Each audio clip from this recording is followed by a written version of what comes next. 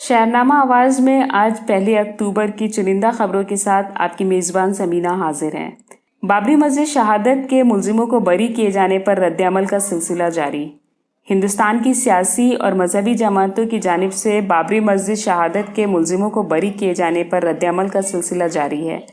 بابری مسجد شہادت کے مقدمے میں تمام ملزمین کو بری کیے جانے پر سخت رد عمل کا اظہار کرتے ہوئے All India Muslim personal law board کے جنرل سیکرٹری مولانا محمد ولی رحمانی نے کہا ہے کہ یہ ایک بے بنیاد فیصلہ ہے جس میں شہادتوں کو نظر انداز کیا گیا ہے اور قانون کا بھی پاس و لحاظ نہیں رکھا گیا ہے۔ انہوں نے کہا ہے کہ یہ فیصلہ اسی ذہنیت کا آئینہ دار ہے کہ جو ذہنیت حکومت کی ہے اور جس کا اظہار بابری مسجد کیس میں سپریم کورٹ کے ججوں نے کیا تھا۔ سپریم کورٹ نے تو اتنا کیا تھا کہ اپنے فیصلے میں کئی واضح حقیقتوں کو تسلیم کیا تھا، پھر جو ججمنٹ دیا ہے وہ انصاف کے چہرے پر بڑا سیاہ دھبا ہے۔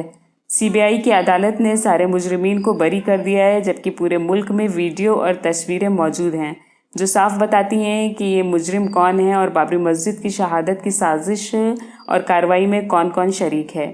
جمعیت علماء ہند کے صدر مولانا سید ارشد مدنی نے کہا ہے کہ دن کی روشنی میں بابری مسجد کو شہید کیا گیا۔ دنیا نے دیکھا کہ کن لوگوں نے اللہ کے گھر کی بے حرمتی کی ہے اور زمین بوس کر دیا۔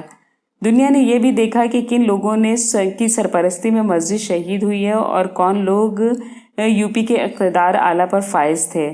باوجود اس کے سی بی آئی نے جو فیصلہ سنایا وہ حیران کرنے والا ہے۔ مولانا ارشد مدنی نے کہا کہ 9 نومبر 2019 کو سپریم کورٹ کی 5 رکن آئینی بینچ نے بابری مسجد رام جنم بھومی کے حق ملکیت پر اپنا فیصلہ سناتے ہوئے یہ اعتراف کیا تھا کہ بابری مسجد کی تعمیر کسی مندر کو توڑ کر نہیں کی گئی تھی۔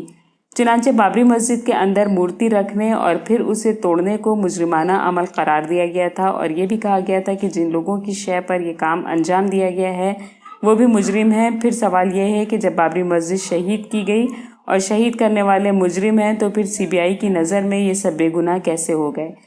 یہ انصاف کا خون ہے۔ مولانا سید ارشد مدنی نے کہا ہے کہ مسجد کن لوگوں کی سرپرستی میں توڑی گئی اور جنہوں نے مسجد کے توڑنے کو اپنی سیاست اور اقتدار کی بلندی کا سبب سمجھا تھا وہ باعزت بری ہو گئے، کیسے کر دیے گئے۔ اگرچہ وہ لوگ بی جے پی کے اقتدار میں سیاسی اعتبار سے بے حیثیت اور بے نام و نشان ہو گئے ہیں، جو اللہ کی بے آواز لاٹھی کی مار ہے۔ امریکی صدر ٹرمپ سعودی عرب کے شاہ اور ولی عہد کو موت کی سزا سماعت کرتے ہیں۔ اس رپورٹ میں یہ ماجرا کیا ہے؟ یمن کی ایک عدالت نے یمن کے طالب علموں کی بس پر ہونے والے حملے میں ملوث ہونے کے الزام میں امریکی صدر ڈونلڈ ٹرمپ، سعودی عرب کے شاہ سلمان اور ولی عہد بن سلمان سمیت 10 افراد کو موت کی سزا کا حکم سنایا ہے۔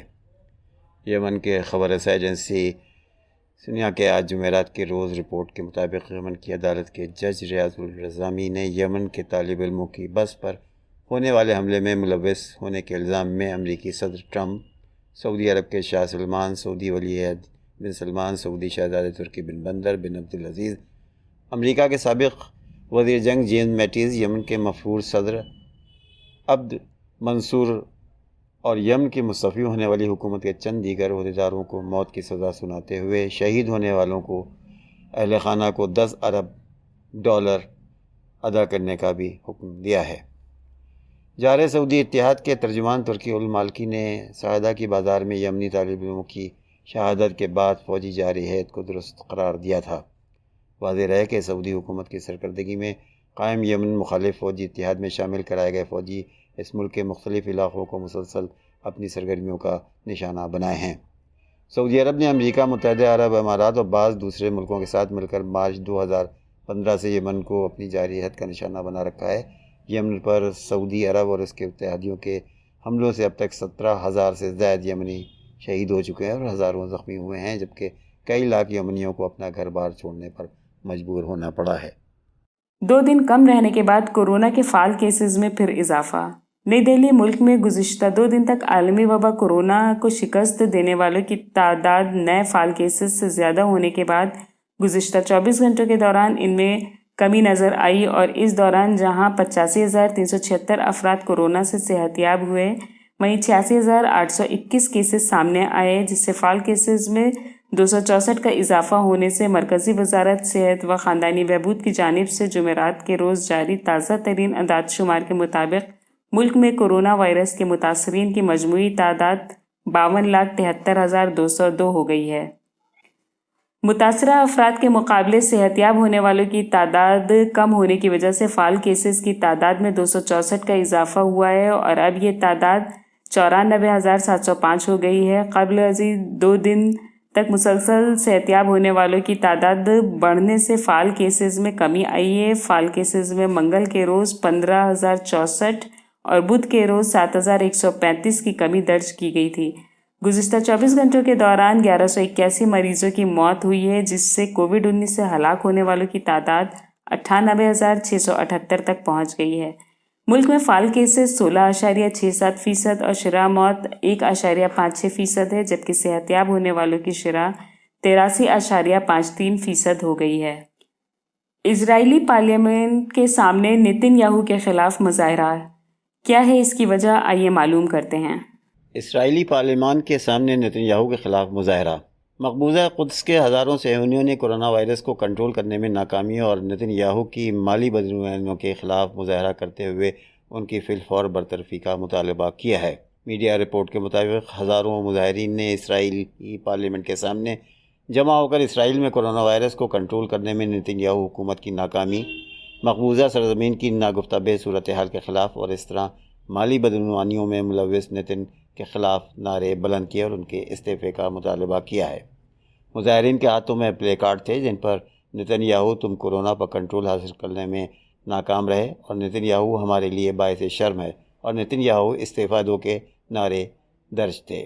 صہیونی حکومت کے کورٹ نے، آپ کو یاد ہوگا کہ گزشتہ مہینے مالی بدعنوانیوں، اختیارات کے ناجائز استعمال اور دھوکہ دہی کے الزامات کے تحت صہیونی وزیر اعظم نتن یاہو پر باضابطہ فرد جرم بھی عائد کر دی تھی، لیکن ابھی تک اس پر کارروائی نہیں ہوئی ہے۔ ادھر نتن یاہو کی ریاستی صوبوں میں بدعنوانیوں کے 4 بڑے مقدمات کا ان کو سامنا ہے، جن کی مجموعی مالیت اربوں ڈالر بتائی جا رہی ہے۔